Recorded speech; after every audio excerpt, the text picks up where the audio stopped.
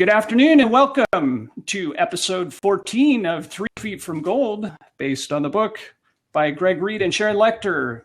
This is Courage to Succeed and Rolodex Wisdom. My name is Jeremy Murphy. I'm a positivity, health, and running coach in Lincoln, Nebraska. And I'm joined by my amazing co-host, Ha Tran. Good afternoon, everyone, and welcome. My name is Ha Tran. I'm a motivational speaker, a published author, and a navigational coach. And I am from Beverly, Boston, the Massachusetts area. Good to have you here with us. Okay, Jeremy, this is this is chapter 18 and 19. It's really a lot of golden nuggets that we can talk about today. There are, and they're important because some of them reflect back to some of the earlier chapters. For example, the cooperation chapter. When we get to the second chapter we're covering today, the Rolodex Wisdom, it really reflects back to the power of cooperative worldwide associations. And I guess the chapter was called association, but I think of it as cooperation, collaboration. They're synonyms. I think it's interesting to see. You get to the later chapters, you think of the earlier chapters and how they mesh together. Right. And you know, I know that politics is something that we don't want to talk about, but today I want to talk about that. And we're talking about the first woman that nominated for the highest job of the in the country, that is Hillary Clinton. And we also want to talking about Serena Williams, who is won the what they call the tennis. What is the title she got? French Open. Yeah, and so Open, right? yeah, and no, the reason and I'm sorry to interrupt, but we do have housekeeping we need to do, and I don't want to forget this. Yeah, I forgot. But we're all ready to roll in the show, but want to link very quickly because complete your thought, please. Yeah, because on the chapter. Yeah, because on the chapter 18, we're talking about the power and the mindset of a woman, who's successful woman that is the owner of the Pink magazine. So, okay, having said that, please do go to housekeeping. I was so excited. Okay. Yeah. Well, sometimes we have fast forward. Sometimes we have to press the rewind button and circle back, cover something quickly, and then we'll go back with the flow. So, yeah. We have an agreement with the Napoleon Hill Foundation. We did ask them for permission to use the show title to cover this book, to cover it in depth, and to have it reflect with our own experience. The foundation did give us permission to do that, but they wanted us to read a notice to tell you more about the foundation and find out how they might be able to help you. So here's a copy of the notice that they asked us to read, and we'll just read this quickly and move on. 3 Feet from Gold is used with consent of the Napoleon Hill Foundation.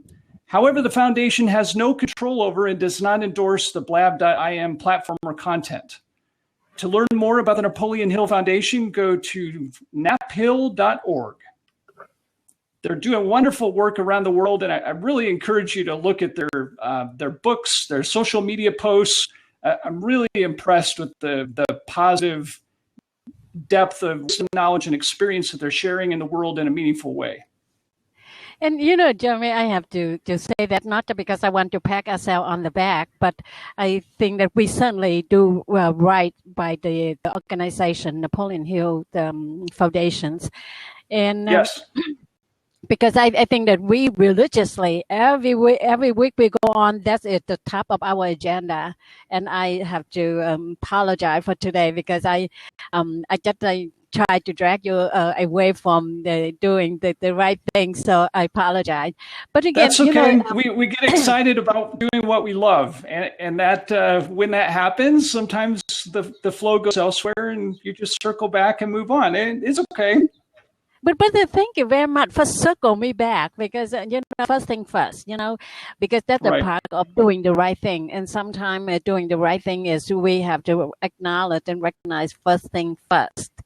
And True. and the reason, I want to talking about that because in the chapter 18, we're talking about the successful of a great woman and who is I don't know if she is or she was and is the owner of the Pink magazine that for the women leaders, the leadership of a group of the women who share their knowledge and they support each other in order for them to really accomplish great thing.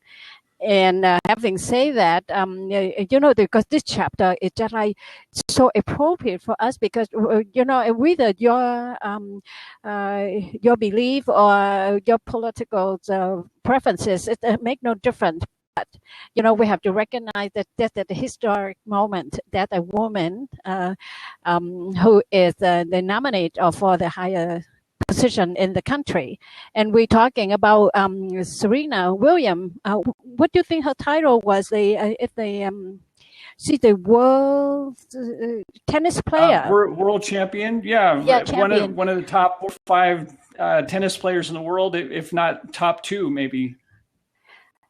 I think that she is now declared at the top one, the top one in the position. But again, I don't know much about the tennis world.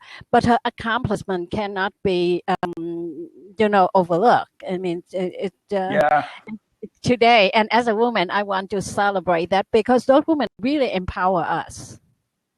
True, and you have to look at the impact of Venus Williams on Serena Williams' career on her sister. I mean, they've pushed each other, and we always need people like that are great competitors that will enable us to do that. Yeah, because they actually bring the best out of each other. Right. Exactly. Yes. Sometimes as you, I know that you will go on to a big journey. You have a new endeavors that when you want to share with at later time. But when people said that, you just as a coach, you just want to guide them. Sometimes you have to push, you have to pull, because you bring them along because. That's a very, very important because you acknowledge it, you recognize it, but again, you need to give them a little push, challenge them a little bit because for them to live up their potential.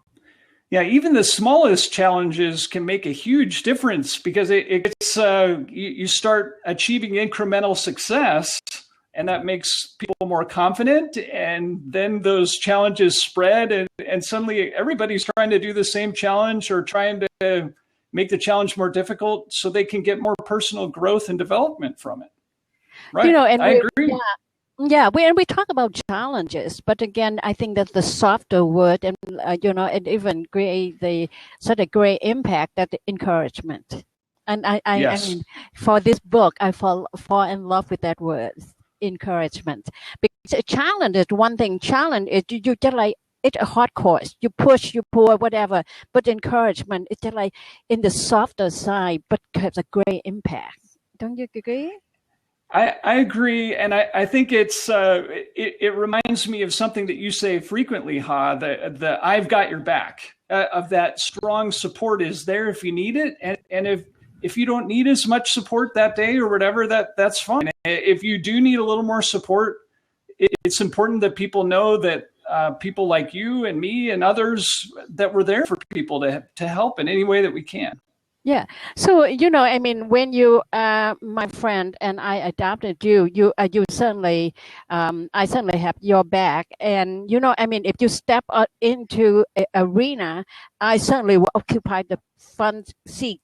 And I will cheer you up. I will be your cheerleader because that's who I am. I will be your cheerleader when you're on the arena, and I will be on the back row to support you. That means I have your back. So that I mean, I mean, even though that because who I am, but to find somebody for you to devote completely like that is it's not that easy because people are different, and sometimes that you know that somebody that you want to be the cheerleader, but True. to have their back is they have to really accept and acknowledge that you can be the source of backing them up and something that they can lean on. True. And sometimes that might just be something as simple as a high five or a hug or some act of kindness. We're all looking for those moments of kindness that allow that kindness to resonate around the world in powerful ways. And it's just the tiniest thing can completely change someone's day. If they're feeling like things are hopeless, and they have that tiny act of kindness that shows them hope, it unlocks new possibilities. Okay, let me exercise that right now because I want to say to you, Jeremy, I believe in you and I know that you can succeed. And I know you have what it takes to take this journey far long from from here to the top of the mountain because the view is really phenomenal when you get into the top. And I believe that you can get there. You can take people along with to get there. Thank you. I appreciate that. I love mountain climbing and the challenge. And you're right. The view from the top, it makes everything worthwhile. If we can get there, and more importantly, if we can take people there with us that are going on the same journey and show them how, that's just very powerful. That's why you have transformative way of living. Yeah, right? That's why you have to bring Zig Ziglar with you because Zig Ziglar said, you will get what you want. All of what you want if you help enough people to get what they want. True. And I know that you Very are true. exactly the person to do that. And you will help enough people to get what they want in order for you to get what you want. That's the view on the top. Sure. Congratulations and thank you. Thank you. For get to know you. I am honored. I'm very honored. Thank you. I'm honored too. You've been an amazing example of success and positivity, and just the way that you serve others and are always there for people. It's been very inspiring to me. Thank you. And not just to me, but to hundreds of other people, maybe thousands that you know. Thank you. It means a lot. Thank you, Jeremy. Okay, let's go back to the chapter 18. Sure. Courage to succeed. And then there is what is the golden nugget you get out from this chapter? I think for me there's a small golden nugget with the reference to the Rubik's Cube of the flexibility that is required to basically be able to unravel the mysteries and puzzles of life.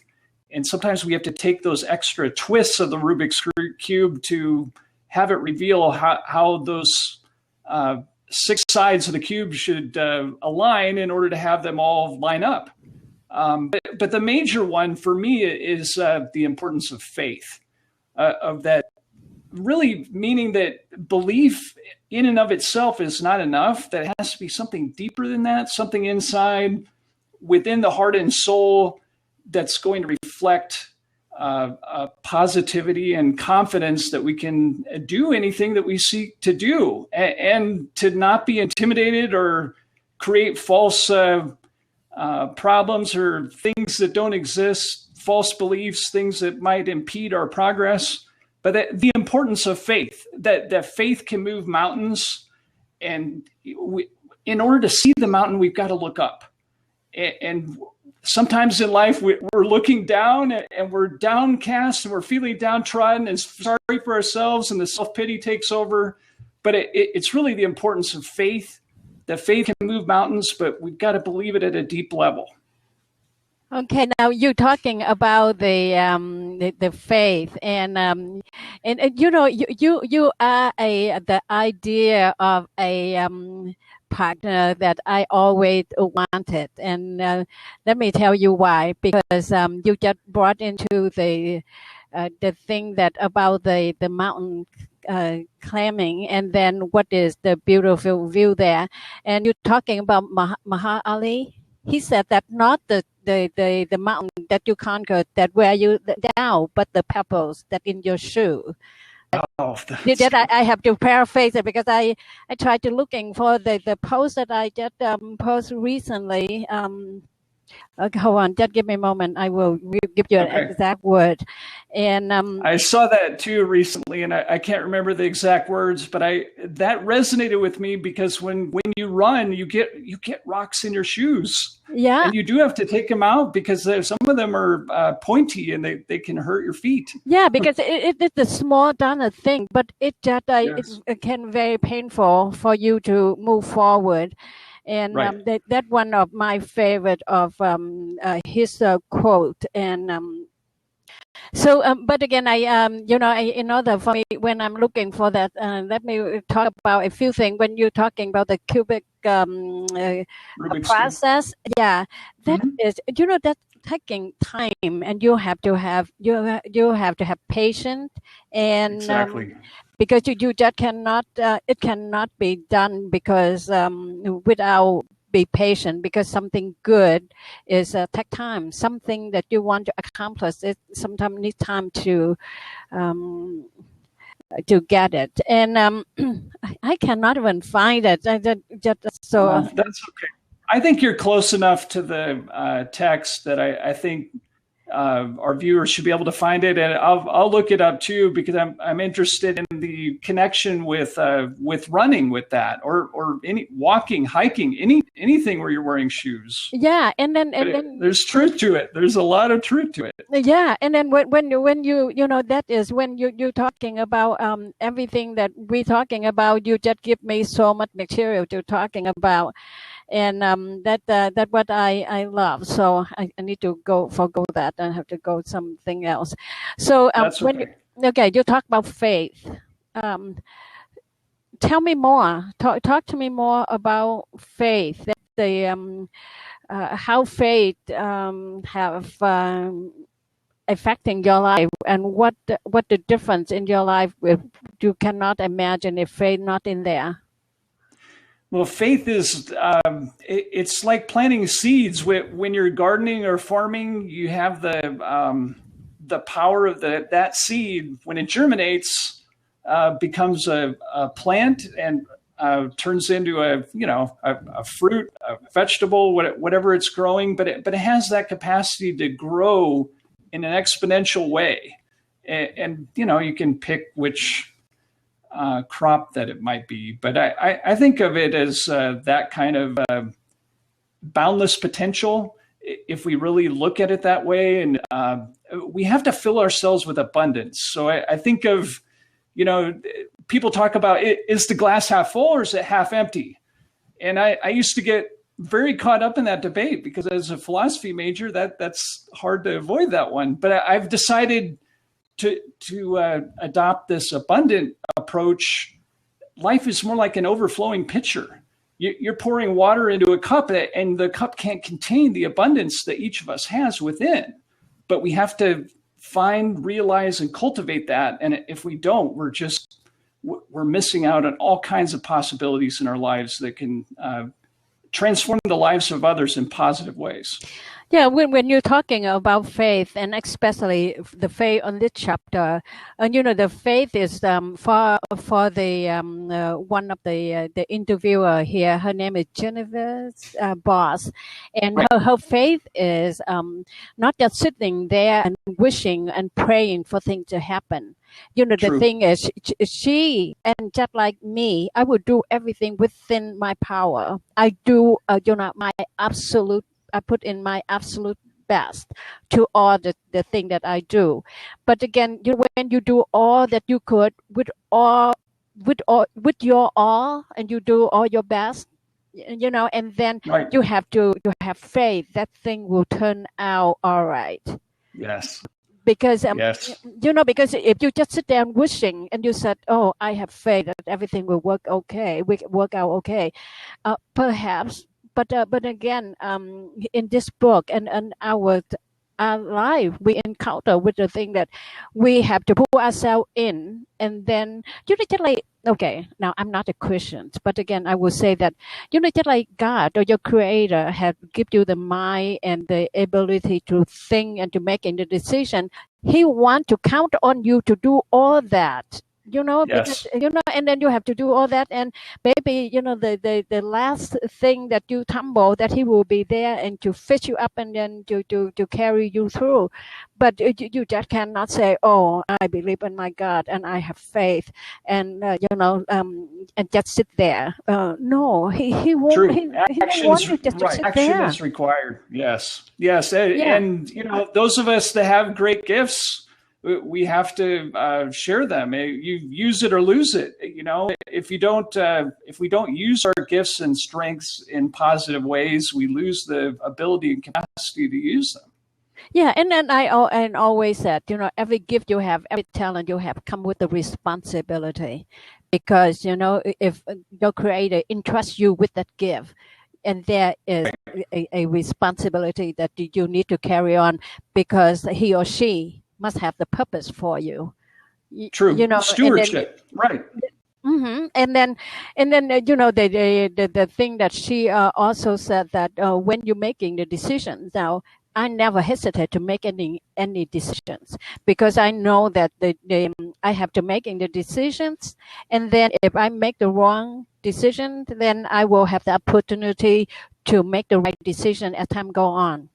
So, and then once he say that, and when you said a aha moment, I don't know if you mean it, but to me that aha moment is when she said that when you're facing something, even the crisis or something that you don't think, how can you making the decisions, but you need to making the decision in order for you to move on.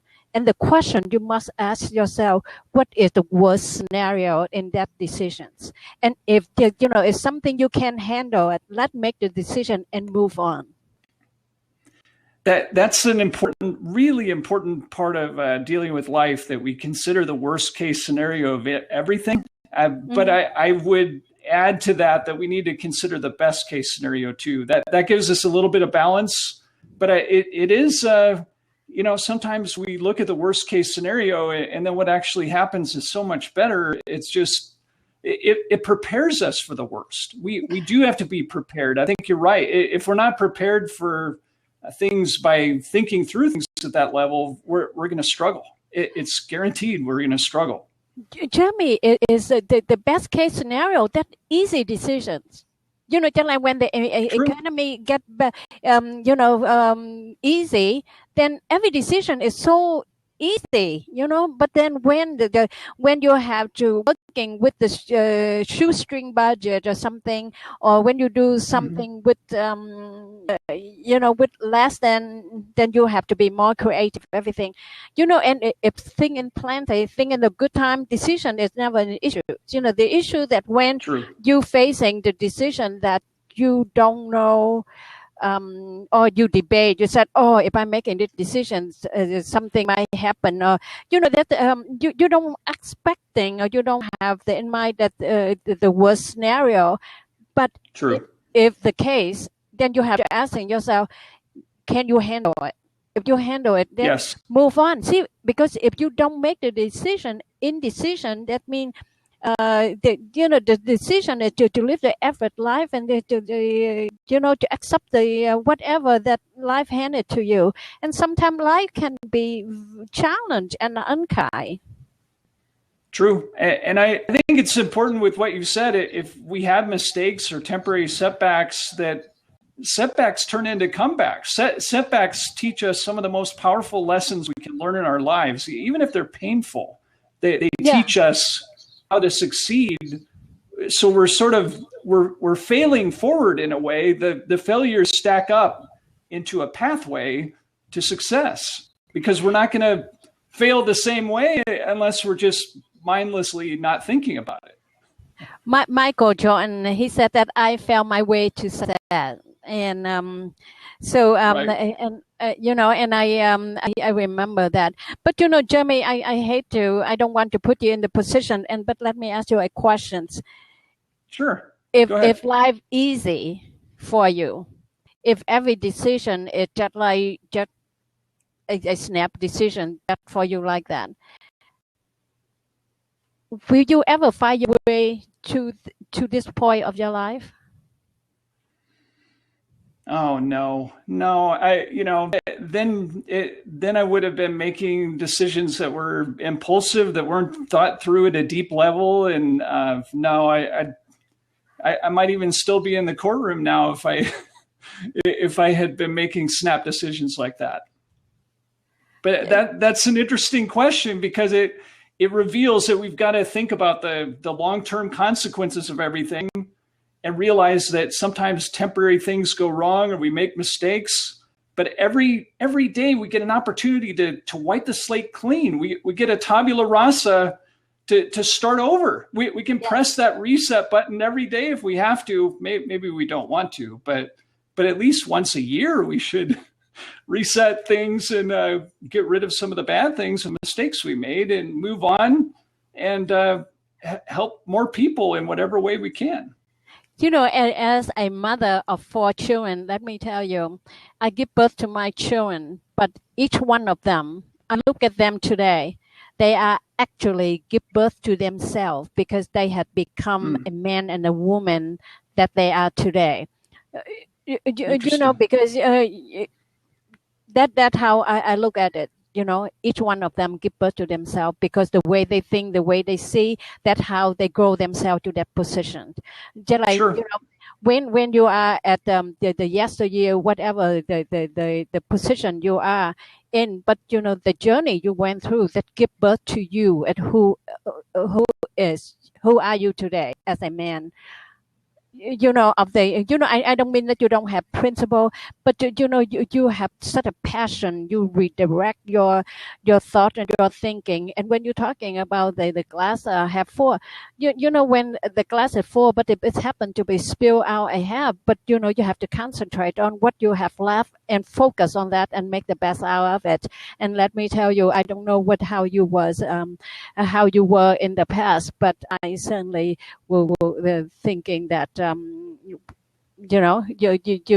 have become or turned into the man that you follow your heart and you do what you think it needed to be done. Now, thank you. I've had a lot of very generous people that have just shared wonderful wisdom and experience with me, and it's changed my life. And a lot of it's just happened in the past 2 years. That's the amazing thing.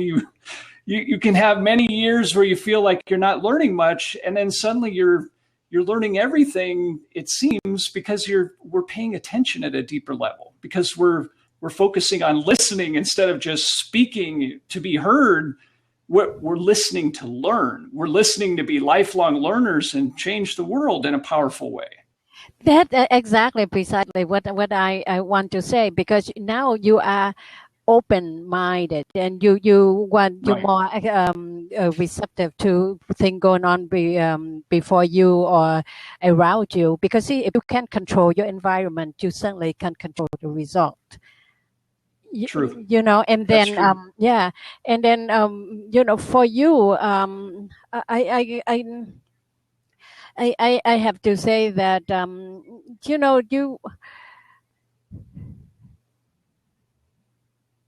I cannot speak for the past, because I didn't know, but you must have do a lot of growing and thinking, and I don't know, is Lao Tzu the one said that when the student ready, the teacher will come. Yes, I love that quote, and you know what, the fascinating thing to me is within the past 2 years, there were moments where I needed people that could teach me deep life lessons. I was looking for meaning and not finding it. And a handful of people stepped into my life and just poured all this wisdom and knowledge into me. And I said, wow, I need to soak this up. And can I please have some more? Jeremy, the thing is, they are there, but you are not ready to be a student. True. Seriously, look around you, Oh, I'm still learning every day. Oh. I have don't, because don't get me wrong. I think if I don't learn something every day, I see that day as kind of a failure. I don't know if you look at life that way, but I try to learn at least 1 to 3 things every day. And maybe some days I struggle to finish the first one, but that's a powerful way to live. I agree with that totally, because the growing, that means just like we are a fish and we get into a fresh new water for us to swim in. But if we think that, we already know everything and we close-minded, we don't want to learn anymore, you know what? You swim in that pond, and that pond, because you swim so long, and then there's not fresh water come through it, and you swim into the stagnant water. And then, and that will become toxic. That's a problem. And we all face that risk of toxicity in all different kinds of ways. People that might be too negative, people that might be, trying to sabotage what we're doing, or stealing our creative ideas. I mean, that's something I've run into sometimes. If you have a great blog post, you see other people trying to sort of copy it, and that shows that you're sort of on the right path. But we have to disassociate from people like that and realize that there are lines that we can cross, and there are lines that we can't cross like that. We have to have a strong network of positive, supportive friends and family, and without that, we're just not going to be able to be successful. Yeah, continue to learn, Jeremy, because me too, because we're looking for the fresh water to swim in, because we don't want to swim in the same pond and it become stagnant,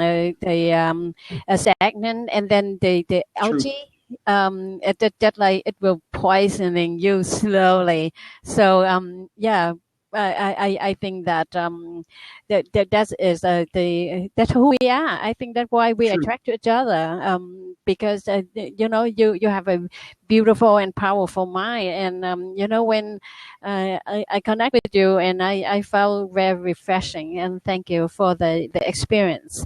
Okay, now thank you too. My life truly has been transformed by your presence in it, and I mean that in all sincerity. I can't believe the possibilities that are in front of me right now. And you've helped me realize that they're there. And sometimes if people don't tell us that things like that, we're not going to realize it. Yeah. So thank you. And thank you. And Jamie, remember that I'm just a phone call away, and just put me in, put me in the loop. I would love to hear what's going on, because I expect to see great things from you. So so we're talking about the Rolodex wisdom. Yes. There's a few things that we can talking about that, and we're talking about Jonathan Rolodex. We're talking about Jonathan connection, have something associated with the Napoleon Hill Foundations that he actually he pretty blessed to get the connection of all the people, the mover and shaker. And the one thing about this chapter that if we don't get anything out from this chapter, I think that we need to remind ourselves, policy change to adapt the situation, the company, and the position of the company in the world. But the principle is remain intact, whether 100 years ago or yesterday. Those the one that Green.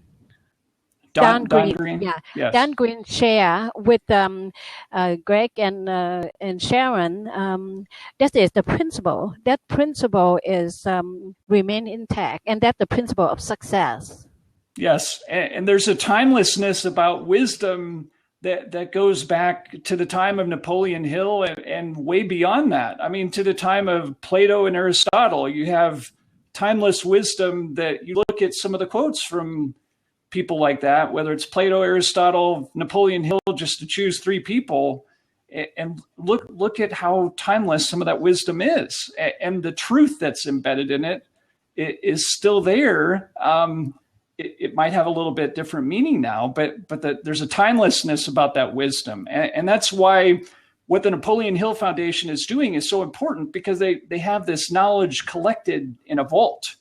Mm-hmm. And we all have to do this in our own brains, in our minds. We have to collect that wisdom, knowledge, and experience, save it in a file, save it in the vault, lock it up, and use it when we can. So I think it's fascinating with this chapter, the global nature of the contacts that Don Green has. The gentleman in South Africa that starts a global university online, almost unprecedented at the time, and getting people to just online learning is really taken off. And I'm really excited about what it can do for education, coaching, helping people. But just looking at the global nature of those contacts. And I think about this myself, people that I've met lately, I could go through a list of countries that's 20 to 30 countries long, countries that I thought I would never have contact with somebody, but by having an online connection, you have the ability to make contact with these people, to call them on the phone, and Don Green was able to call some of these people and allow them to talk to Sharon and Greg and figure out what nuggets of wisdom can you share with us or help us with. Yeah, what you just said is very true, and especially with the internet world today we live in, the world much smaller because you can get the news matter of second, and you can get somebody online and you have the conversation matter of a second, and again, think back about our life, Jeremy. There is we might want to change the way of we doing things, but what we believe, the principle that we live is it's pretty much the same, right? We just change up the way of doing it. And when you're talking about Teddy, the one that started the university, because the why, the why, what is the purpose? Why he want to do that? And that is the matter of the principle. He believes that everyone, have the right to education, and because you are in the poor family, and they said, oh, you're just good enough to be a janitor, you're good enough to be a farmer. They cannot see anything beyond that. So the why he doing it and the how that he have to change and adapt the time, the year, and the environment he live in. In South Africa, they have do things differently, and that is very, very, very, very significant. And I hate to bring back to my father all the time, but what my father said, it's about 1,000 miles away, and so many decades ago, but it's still, the principles still apply. Everything is still applied, but I came here, I do things differently, but again, my father principle to live life is exactly how I live my life, but I do differently because the environment I live in. Yes. And I think it's fascinating to me to see the impact that your father has had on your life, because I can see that he helped imprint your why within you, and you've created and developed that yourself. But I can sort of see a lot of the imprints that he's left. And that's a powerful thing that we need to realize, that family and friends have that capacity to help us imprint what our why is or help illuminate it.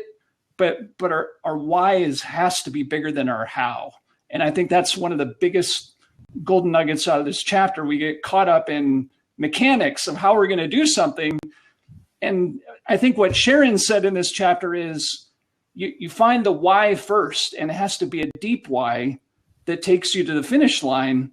And then you reverse engineer the rest. The rest is revealed once you get to the deep enough why that has the deep resonance within us.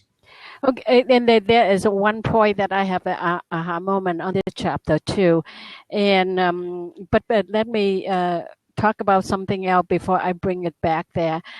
For instance, people making the decisions, they're making the decision with what they have, with their ability, and and then they everything they do is just so small because they they judging on their capability of the moment. Therefore, they neglecting True. to think about bigger and then grow themselves into the position or grow themselves into the man that attracting those things that they have in mind, right?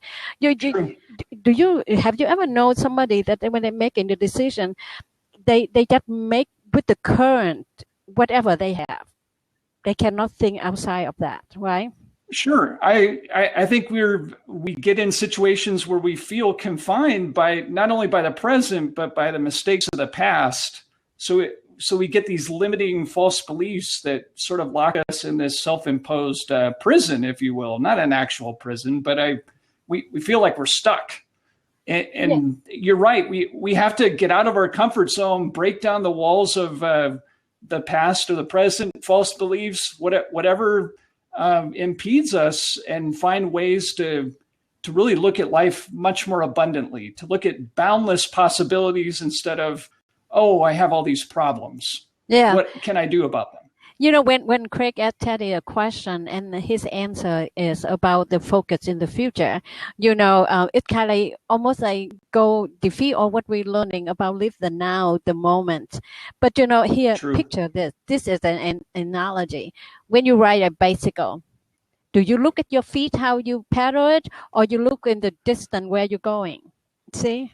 Well, we better not be looking at our feet, or we're going to collide with a tree or other object that might be coming up, unless there's an object or a hazard underneath us. But you're right. We do have to be looking ahead. We not with tunnel vision, but, sort of with blinders on, so we're not distracted, but we have to be looking forward. That's my point. You're more enlightenment. If you ride a bike and you look at your feet, Right. you will tumble and you will just fall down, right? But if you look far ahead, you can pretty much I don't know how to explain it, but if you look the distance, you're looking for where you're going in front of you, you have a better chance to pedal that bicycle to bring you there than you look at your feet. Or the guy that I always close my eye when I watch them, walk on the rope and then they have the balance.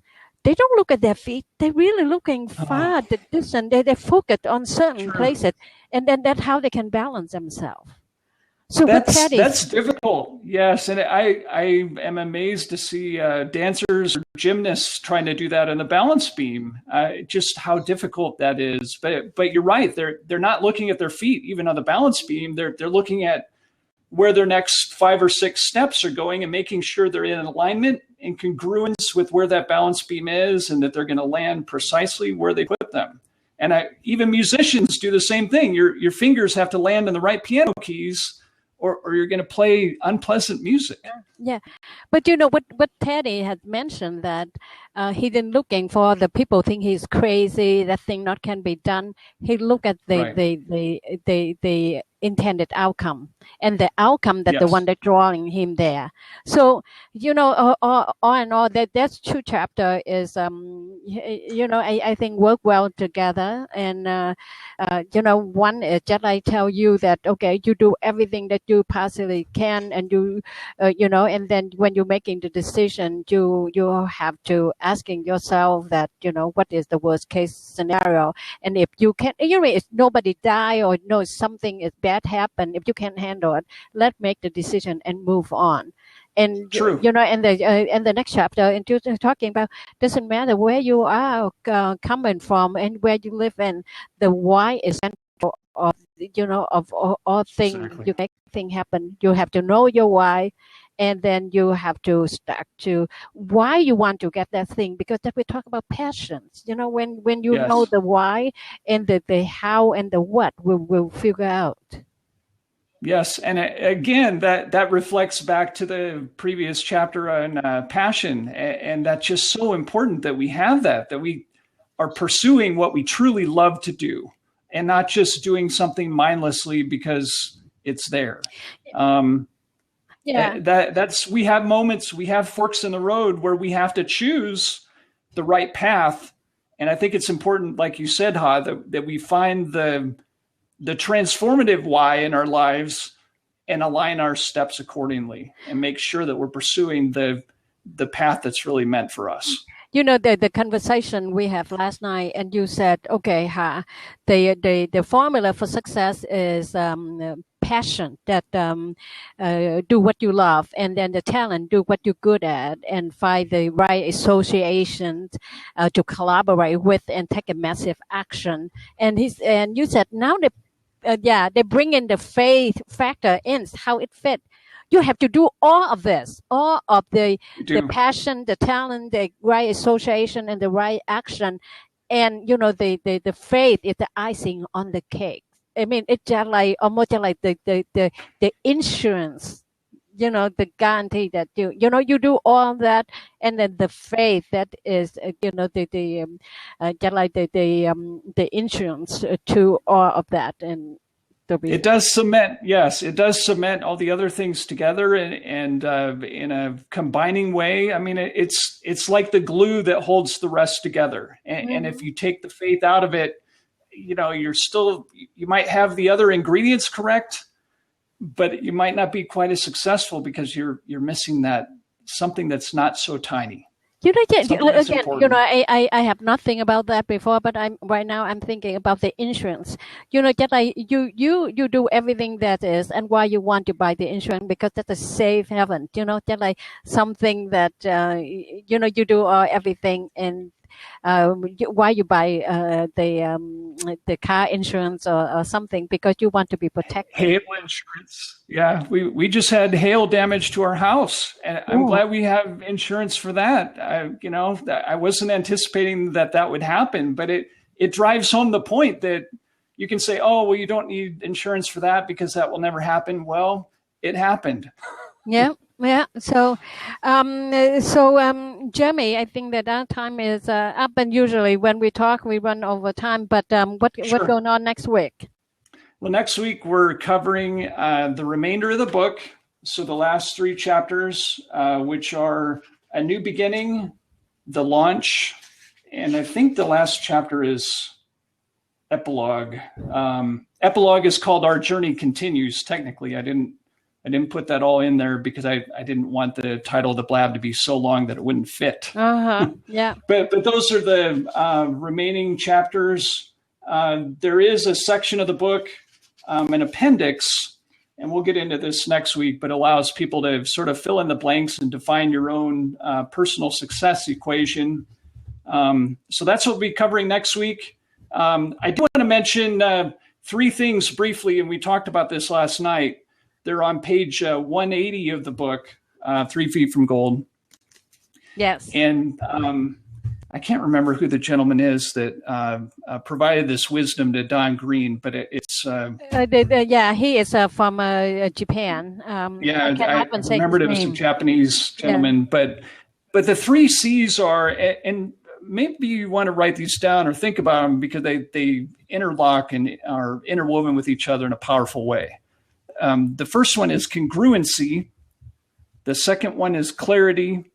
And the third C is certainty. And we've talked a lot in this show and series about clarity and certainty and the confidence that's required to make those happen. We haven't talked much about congruency. And I think we talked about this last night, and I think the way you put it is we have to walk the talk, that our actions have to be consistent with our words. And that's just something that, we're all going to have bad days, but we do have to make sure that our actions and words line up, that we have personal integrity. Mm-hmm. And I see integrity intersecting with this. There's a quote about there aren't minor lapses in character.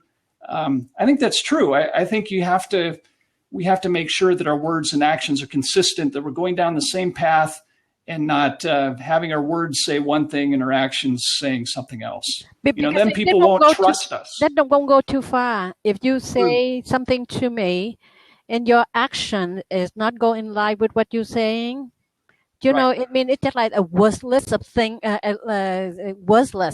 that you ever say to me. Mm-hmm. The thing that make it powerful and worth everything to me, that you say what you're going to do it and you do what you're saying it. Right. Yeah, it's important we follow up. Yeah, I agree. We have to follow up. We have to do what we say and act. And I appreciate that we talk about all these success formulas, and I appreciate that you keep reminding us we have to get up off the couch and act and do something. And if we don't, things aren't just going to magically happen. We have to take massive action in order to achieve success. And who will believe you or who will follow you if you don't you say you do something and you don't follow up, you don't follow through? Right. Because, Exactly. I mean, people don't know you well enough. You are as good as your words. Yes.